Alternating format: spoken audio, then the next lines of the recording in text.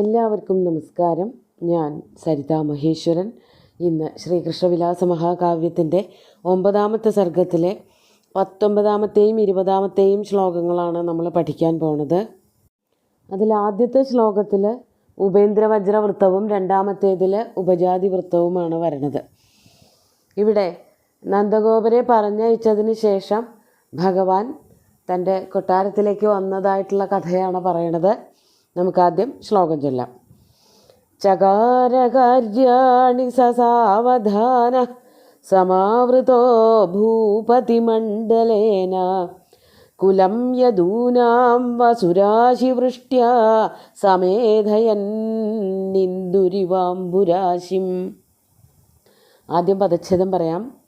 ചകാര കാര്യാണി സാവധാന സമാവൃത ഭൂപതിമണ്ഡലേന കുലം യദൂനാം വസുരാശിവൃഷ്ട്യാ സമേധയൻ ഇന്ദു ഇവ അംബുരാശിം.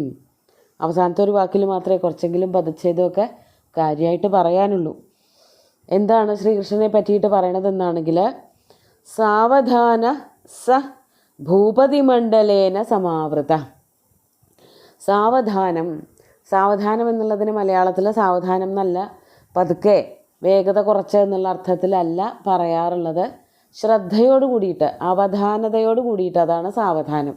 അങ്ങനെ ശ്രദ്ധയോട് കൂടി ചെയ്യുമ്പോൾ പൊതുവെ പതുക്കെ ആവും എന്നുള്ളത് കൊണ്ടാണ് പിന്നീട് സാവധാനം എന്നുള്ളതിന് പതുക്കെ എന്നുള്ളൊരർത്ഥം മാത്രമായി, അല്ലെങ്കിൽ മലയാളത്തിൽ അങ്ങനെ മാത്രമായിട്ട് തീർന്നത്.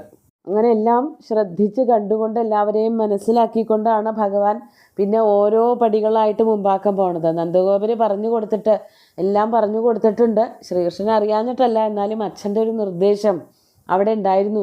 വളരെയധികം ശ്രദ്ധിക്കണം എല്ലാ കാര്യവും. ഒരു രാജ്യം കൊണ്ട് നടക്കുക എന്ന് പറഞ്ഞാൽ ചില്ലറ കാര്യമൊന്നുമല്ല. നന്ദഗോപർക്ക് അറിയാലോ, ചെറിയ ഒരു രാജ്യത്തിൻ്റെ അധിപതിയായിട്ട് ഈ വ്രജത്തിനെ കൊണ്ട് നടക്കുമ്പോൾ തന്നെയുള്ള ഒരു ബുദ്ധിമുട്ട് അറിയാവുന്ന നന്ദഗോപരെ വലിയൊരു രാജ്യത്തിൻ്റെ, മധുര പോലെയുള്ള ഒരു വലിയ രാജ്യത്തിൻ്റെ അധിപതിയാവുമ്പോൾ എന്തൊക്കെ നേരിടേണ്ടി വരും എന്നുള്ളത് ഒന്ന് സൂചിപ്പിക്കുകയുണ്ടായി. അതുകൊണ്ട് തന്നെ ശ്രീകൃഷ്ണൻ ആദ്യം തന്നെ വളരെ ശ്രദ്ധയോട് കൂടിയിട്ടാണ് ഓരോ അടിയും മുമ്പാക്കം വെക്കണത്. അതാണ് സാവധാന, വളരെ ശ്രദ്ധയോട് കൂടിയിട്ട്. സഹ എന്നുള്ളതിന് കൃഷ്ണൻ എന്നർത്ഥം. ഭൂപതിമണ്ഡലേന സമാവൃത. ഭൂപതിമണ്ഡലം, ഭൂപതിമാർ രാജാക്കന്മാരുടെ മണ്ഡലം കൂട്ടം. ആ രാജാക്കന്മാരുടെ കൂട്ടത്താൽ, അതായത് കംസനെ കൊന്നതിന് ശേഷം ആ രാജ്യം ശ്രീകൃഷ്ണൻ്റേതായി തീർന്നു. അതൊരു വലിയ രാജ്യമാണ്. അവിടെ ചെറിയ ചെറിയ രാജ്യങ്ങൾ വേറെയുണ്ട്. ആ രാജ്യത്തിൻ്റെയൊക്കെ ആ രാജാക്കന്മാരെ പറ്റിയിട്ടാണ് ഇവിടെ പറയണത്. അതാണ് ഭൂപതിമണ്ഡലേന സമാവൃത, ചുറ്റും ഇരുന്നു കൊണ്ട്. അതായത് രാജാവ് എന്നുള്ള നിലയ്ക്ക് ഉഗ്രസേന മഹാരാജാവിനെയാണ് വച്ചിരിക്കണതെങ്കിലും തനിക്ക് പ്രായം അത്രയൊന്നും ആയിട്ടില്ല. തന്നെ മറ്റുള്ളവർക്ക് അംഗീകരിക്കാറാവണത് വരെ ഒരു ചെറിയ ഒരു രീതിയിൽ, ഒരു യുവരാജാവ് എന്നുള്ള രീതിയിൽ, ഒരു മൈനർ എന്നുള്ള രീതിയിലാണ് ഇപ്പോൾ ചെയ്യണത് എന്ന് കാണിക്കാൻ വേണ്ടിയിട്ടാണ് ഉഗ്രസേന മഹാരാജാവിനെ വച്ചിരിക്കുന്നത്. ശരിക്കും രാജ്യം ഭരിക്കുന്നത് ശ്രീകൃഷ്ണൻ തന്നെയാണ് താനും.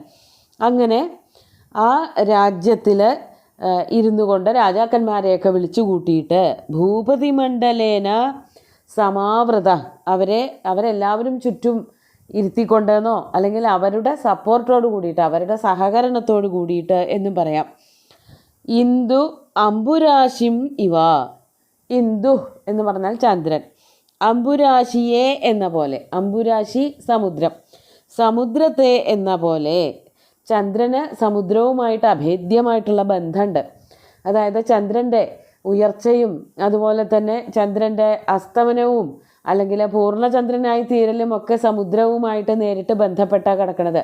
ഈ വേലിയേറ്റം, വേലിയിറക്കം പോലെയുള്ളതൊക്കെ ചന്ദ്രൻ്റെ ഉദിക്കലും അസ്തമിക്കലും ഒക്കെ ആയിട്ട് നല്ല ബന്ധമുള്ളൊരു കാര്യമാണ്.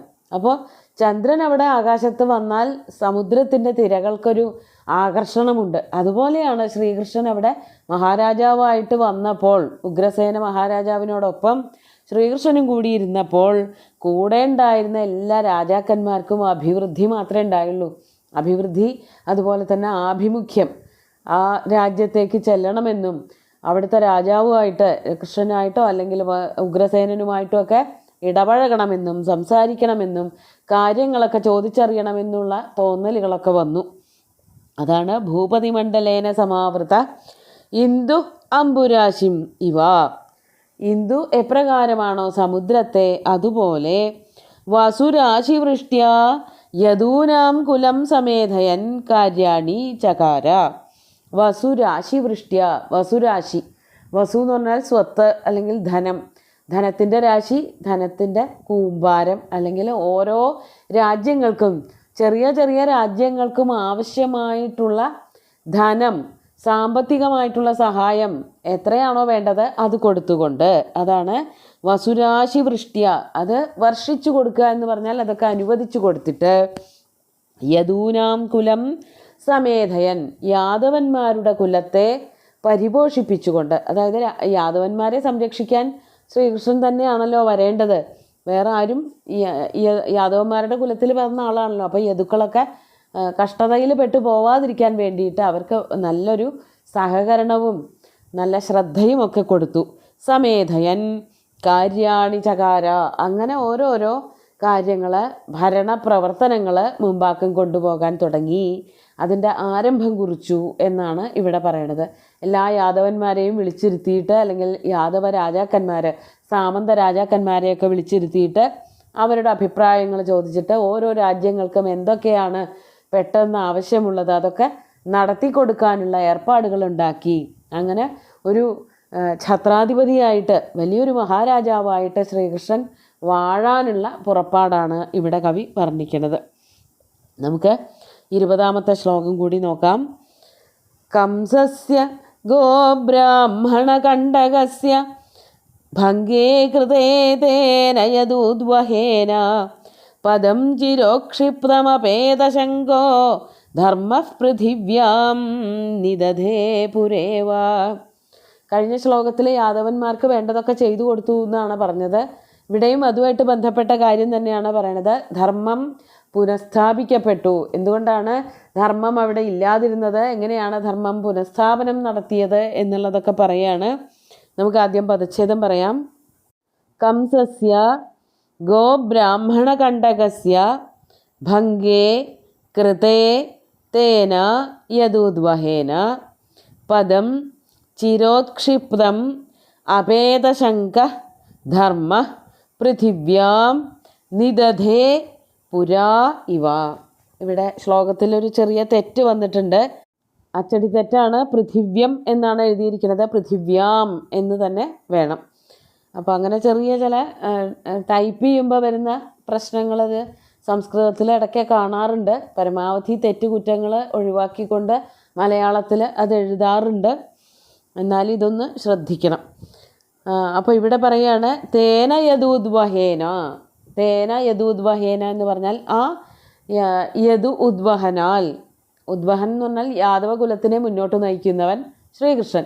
ആ യദുകുലനാഥനായിട്ടുള്ള ആ ശ്രീകൃഷ്ണനാൽ ഗോബ്രാഹ്മണകണ്ഠകസ്യ കംസസ്യ ഭംഗേ കൃതേ. ഗോബ്രാഹ്മണകണ്ഠകൻ എന്ന് പറഞ്ഞാൽ ഗോക്കൾക്കും ബ്രാഹ്മണർക്കും കണ്ടകമായിട്ടുള്ളവൻ.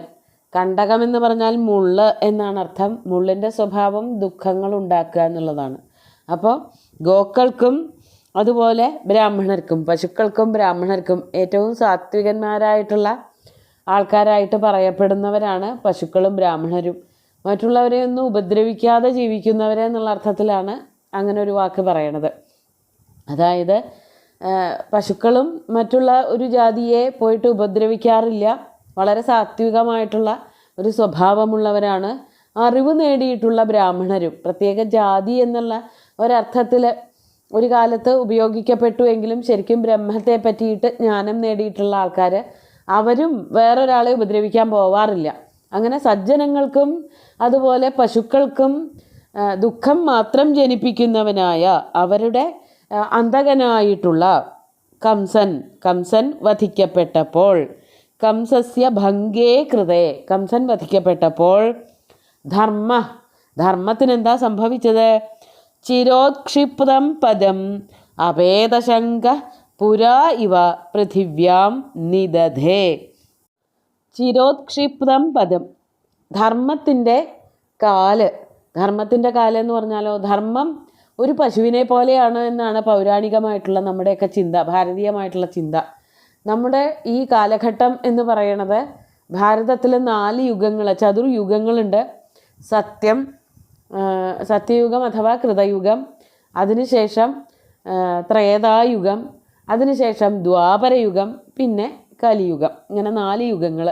അപ്പോൾ ആദ്യത്തെ യുഗമായിട്ടുള്ള സത്യയുഗം അഥവാ കൃതയുഗത്തിൽ പശുവിൻ്റെ രൂപത്തിൽ നിൽക്കുന്ന ധർമ്മത്തിന് 4 കാലും ഉണ്ടായിരുന്നു. അത് കഴിഞ്ഞിട്ട് ത്രേതായുഗമായപ്പോഴേക്കും 1 കാല് പോയി. അങ്ങനെ 3 കാലുമിലായി നിൽപ്പ്. അത് കഴിഞ്ഞ് ദ്വാപരയുഗം വന്നപ്പോഴേക്കും 2 കാല് പോയി. ആദ്യം ഒരെണ്ണം പോയി, പിന്നെ ഒരെണ്ണം കൂടിയും പോയി. പിന്നെ 2 കാലുമേ എങ്ങനെയാണ് നിൽക്കുക? പകുതി കിടപ്പും അതുപോലെ ഇങ്ങനെ ശയനം, പകുതി കിടക്കലും പകുതി നിൽക്കലും എന്നുള്ള അവസ്ഥയിലാണ് ധർമ്മത്തിൻ്റെ നിൽപ്പുണ്ടായിരുന്നത്. ആ കാലം കഴിഞ്ഞ് കലിയുഗത്തിലേക്ക് എത്തിയപ്പോഴേക്കും ധർമ്മത്തിന് നിൽക്കാൻ തന്നെ പറ്റാണ്ടേ, ഒറ്റ കാലേ ഉള്ളൂ. 1 കാലുകൊണ്ട് നിൽക്കാൻ പറ്റില്ല, നിൽക്കുന്നവനേ ഉള്ളൂ ശക്തി. കിടക്കുക എന്ന് പറഞ്ഞാൽ ശക്തി ക്ഷയിച്ചിട്ടാണല്ലോ കിടക്കുക. അപ്പോൾ 1 കാലും എവിടെയൊക്കെയോ താങ്ങി താങ്ങി നിൽക്കുന്നതായൊരു ധർമ്മത്തിനെ മാത്രമേ കാണാനുള്ളൂ എന്ന് നമ്മൾ പറയാറുണ്ട്. ഇത് ദ്വാപരയുഗത്തിൻ്റെ കഥയാണ് പറയണത്. അപ്പോൾ ശ്രീകൃഷ്ണൻ വന്നതോടുകൂടിയിട്ട് ഇവിടെ നിന്ന്, അതായത് ഭൂമിയിൽ നിന്ന് അപ്രത്യക്ഷമാവാൻ നിൽക്കുകയായിരുന്ന ധർമ്മം തിരിച്ച് തൻ്റെ കാലുറപ്പിക്കാനായിട്ട് വന്നു എന്നാണ് ഇവിടെ വർണ്ണിക്കുന്നത്. അതാണ് ചിരോത്ക്ഷിപ്തം പദം. കുറേ കാലമായിട്ട് അവിടെ നിന്ന് പറിച്ചു മാറ്റപ്പെട്ടതായ തൻ്റെ കാല് അല്ലെങ്കിൽ തൻ്റെ സ്ഥാനം പഴയതുപോലെ തന്നെ പുരായിവ, പണ്ട് എങ്ങനെയായിരുന്നോ, പണ്ട് ഈ സത്യയുഗത്തിലെ കൃതയുഗത്തിലൊക്കെ എങ്ങനെയായിരുന്നോ ധർമ്മം സ്ഥാപിക്കപ്പെട്ടത്, അതുപോലെ തന്നെ ആയിത്തീർന്നു. അഭേദശങ്ക ധർമ്മ, അഭേദശങ്കം, ശങ്കയില്ലാതെ തന്നെ, ഇനി ഞാനിവിടെ വന്നാൽ എന്നെ ആരെങ്കിലും തുരത്തുമോ എന്നുള്ള യാതൊരു പേടിയുമില്ലാതെ തന്നെ പണ്ടത്തെ പോലെ പുരാ ഇവ പൃഥിവ്യാം നിദധേ, പണ്ടത്തെ പോലെ ഭൂമിയിൽ നിൽക്കാൻ തുടങ്ങി. അതായത് നിൽക്കണമെങ്കിൽ 4 കാല് വേണം. അപ്പോൾ ശ്രീകൃഷ്ണൻ്റെ ഭരണകാലം വന്നപ്പോഴേക്കും ധർമ്മം പുനഃസ്ഥാപിക്കപ്പെട്ടതുപോലെയായി. പേടിയില്ലാതെ ധർമ്മം ഭൂമിയിൽ നിൽക്കാൻ തുടങ്ങി. ധർമ്മം എന്ന് പറയുന്നത് വളരെ ലോലമാണ്. പെട്ടെന്ന് ഇല്ലായ്മ ചെയ്യാൻ പറ്റും, നിശേഷമില്ലായ്മ ചെയ്യാൻ പറ്റുന്നല്ല, പക്ഷേ അതിനെ ശക്തമായിട്ട് വിചാരിച്ചാൽ ഇല്ല, തൽക്കാലത്തേക്ക് കാണാണ്ടാക്കാൻ പറ്റും. അധർമ്മത്തിന് അത്ര ശക്തിയാണ്. അപ്പോൾ ധർമ്മം അതിൻ്റെ പുറകിൽ പോയിട്ട് ഈ അധർമ്മം മാത്രം കാണുന്ന ഒരവസ്ഥയിലേക്കായി മാറിപ്പോകും ഭൂമി. സാധാരണ അതിഭീകരന്മാരായിട്ടുള്ള രാക്ഷസന്മാർ അല്ലെങ്കിൽ ദുഷ്ടശക്തികളൊക്കെ ഇതാ ചെയ്യുക. ധർമ്മത്തെ ഇല്ലായ്മ ചെയ്യാൻ പറ്റില്ല, അധർമ്മം കൊണ്ട് മൂടിയിട്ട് കാണുന്നത് മുഴുവനും പിന്നെ അധർമ്മമാവും. ധർമ്മം വളരെ പതുക്കെ ഗ്രഹണകാലം, കഷ്ടകാലം നീക്കിയിട്ട് പുറത്തേക്ക് വരാൻ അതിന് ശക്തിയുള്ളൂ. ആ ധർമ്മത്തിൻ്റെ സ്വഭാവം അതാണ്, നല്ലതിൻ്റെയൊക്കെ സ്വഭാവം അതാണ്, വളരെ ലോലമാണ്. അതിനെ തിരിച്ചറിയാൻ പ്രയാസമാണ്. വളരെ കുറച്ച് പേർക്ക് അത് തിരിച്ചറിയാൻ പറ്റാറുള്ളൂ. ബാക്കി എല്ലാവരും ഈ അധർമ്മത്തിനെയാണ് വേഗം മനസ്സിലാക്കുക. അതാണ് പെട്ടെന്ന് പല കാര്യങ്ങളും നേടിയെടുക്കാനുള്ള വഴിയും കാണിച്ചു തരിക. അപ്പോൾ അതിൻ്റെ പിന്നാലെ എല്ലാവരും പോവുകയും ചെയ്യും. എന്നാൽ ശ്രീകൃഷ്ണൻ വന്ന് ഭരണം തുടങ്ങിയതിന് ശേഷം ധർമ്മത്തിന് പേടിയില്ലാതെയായി. ധർമ്മം വന്ന് ഭൂമിയിൽ സ്ഥാനം പിടിച്ചു. അപ്പോൾ ധർമ്മത്തിന് നിലനിൽപ്പായി ശ്രീകൃഷ്ണൻ്റെ വരവോട് കൂടിയിട്ട് എന്നാണ് കവി പറയണത്. അപ്പോൾ കംസൻ ഉണ്ടായിരുന്ന കാലത്ത് ധർമ്മം അവിടെ പൊടി പോലും ഇല്ലാതിരുന്ന ഒരവസ്ഥയിലായിരുന്നു. കംസൻ പോയതോട് കൂടിയിട്ട് വീണ്ടും തിരിച്ചു വന്നു എന്നർത്ഥം. നമുക്ക് ശ്ലോകങ്ങൾ ഒന്നുകൂടി ചൊല്ലി നോക്കാം. ചകാരകാര്യാണി സാവധാനഃ സമാവൃതോ ഭൂപതിമണ്ഡലേന കുലം യദൂനാം വസുരാശിവൃഷ്ട്യാ സമേധയന്നിന്ദുരിവാംബുരാശിം കംസസ്യ ഗോബ്രാഹ്മണകണ്ഠകസ്യ ഭംഗേ കൃതേ തേന യദൂദ്വഹേന പദം ചിരോത്ക്ഷിപ്തമപേതശങ്കോ ധർമ്മഃ പൃഥിവ്യാം നിദധേ പുരേവ. അങ്ങനെ ധർമ്മത്തെ സ്ഥാപിച്ചു. ഭഗവാന്റെ വരവ് തന്നെ ധർമ്മ സംസ്ഥാപനാസ്ഥായ സംഭവാമി യുഗേ യുഗേ എന്ന് ഗീതയിൽ പറയുന്നുണ്ടല്ലോ. ഓരോ യുഗത്തിലും ധർമ്മത്തിനെ ഇനി സ്ഥാപിക്കാൻ വേറെ ആരും ഇല്ലാണ്ട് വരണം, ധർമ്മത്തിന് യാതൊരു നിലനിൽപ്പും ഇല്ലാതെ വരണം. അപ്പോഴാണ് ഭഗവാൻ അവതരിക്കുക. ഇപ്പോഴും ഭഗവാൻ അവതരിക്കേണ്ട അവസ്ഥയൊന്നും ആയിട്ടില്ല. ധർമ്മം അവിടെ ഇവിടെയൊക്കെ കുറച്ചൊക്കെ ഉണ്ട്. ഇല്ല, അത് നിലം തൊടാൻ പറ്റാത്ത അവസ്ഥയിലേക്ക് ആയി പോകുമ്പോൾ അതിനെ തിരിച്ചിവിടെ ഉറപ്പിക്കാൻ വേണ്ടിയിട്ട് ഭഗവാൻ വരും എന്ന് തന്നെയാണ് പറയണത്. അപ്പോൾ അതിന് കാലം കുറച്ചും കൂടി കഴിയേണ്ടി വരും. കലി ഒന്നും കൂടിയൊക്കെ കഠിനമായിട്ട് മൂക്കേണ്ടി വരും. അതാണ് ഭഗവത്ഗീതയിൽ പറഞ്ഞു വച്ചിരിക്കുന്നത്. സുന്ദരമായിട്ടുള്ള 2 ശ്ലോകങ്ങളും ഭഗവാന്റെ കാൽക്കൽ അർപ്പിച്ചുകൊണ്ട് ഗുരുവായൂരപ്പനെ സാഷ്ടാംഗം നമസ്കരിച്ചുകൊണ്ട് എല്ലാവർക്കും ശുഭദിനം നേർന്ന് നിർത്തട്ടെ. നന്ദി.